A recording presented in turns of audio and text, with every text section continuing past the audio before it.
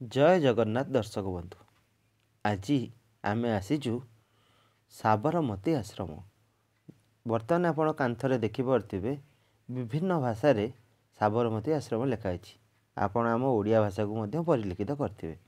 एही होची साबरमती आश्रमर किछिटा झलक, ଯେଉଁଠାରେ आपण प्रकृति एवं इतिहास उभयर समन्वय को खूब भल भाव में अनुभव करें। ये हूँ साबरमती आश्रम लगी किसी वाल पेंटिंग, जो ठारे बापूंकर विभिन्न कार्य कर्म प्राणायाम र दृश्य को खूब उत्तम भाव में चित्रित करा जायछि। देखंतु एइठारे गांधीजी केउपरि भाव में यात्रा रे बाहर। ये सब दृश्य आमको आम भारतर ऐतिह्य संस्कृति एवं ब्रिटिश सरकार विरुद्ध रे करा जायथिबा आंदोलन को आमको प्रोत्साहित करे। बर्तमान देखंतु गांधीजी केमिति सूता काटुथिले। ये सब विभिन्न ऐतिहासिक मुहूर्तर दृश्य को खूब उत्तम भाग में चित्रपट करा जायछि।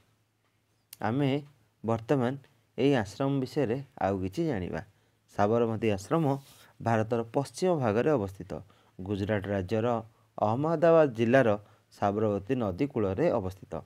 1917 मसीह यह महात्मा गांधी द्वारा स्थापित करा जायतिला एवं 1957 मसीह वर्तमान स्थित साबरमती नदी कूल को स्थानांतरित करा जायतिला।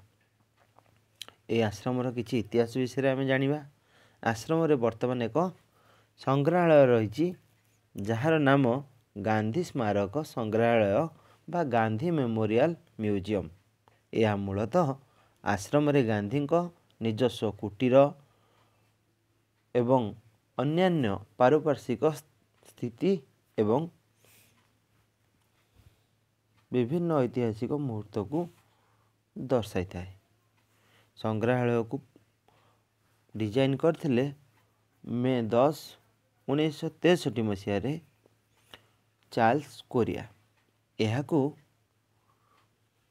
भारतर भूतपूर्व प्रधानमंत्री जवाहरलाल नेहरू उद्घाटन करथिले। आश्रम रे अनेक कोठरी रही अछि एवं 1928 मसीह एप्रिल मगनलाल गांधी जे कि गांधींकर संपर्कीय भाई थिले, तांकर मृत्यु पर छगनलाल जोशी को यही आश्रम रो दायित्व तुलाइबा दिया जायतिला। यही आश्रम रे थिबा भिन्न गृह गुड़िक होउछि नंदिनी।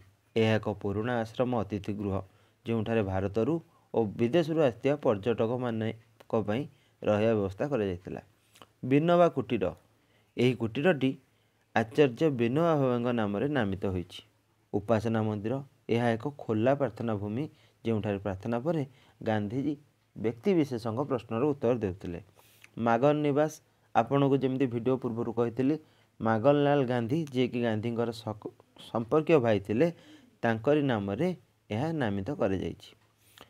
मोटामोटी ऊपर कहया गले साबरमती आश्रम एक शांतिपूर्ण जगह, जोठारे आमको आत्मसंतोष मिले एवं इतिहास को जदि आम भल भाव में जानिया को चाहूचे, इतिहास प्रति आमर रुचि रोचे, तेबे आम निहाती साबरमती आश्रम थरे विजिट करिया आवश्यक।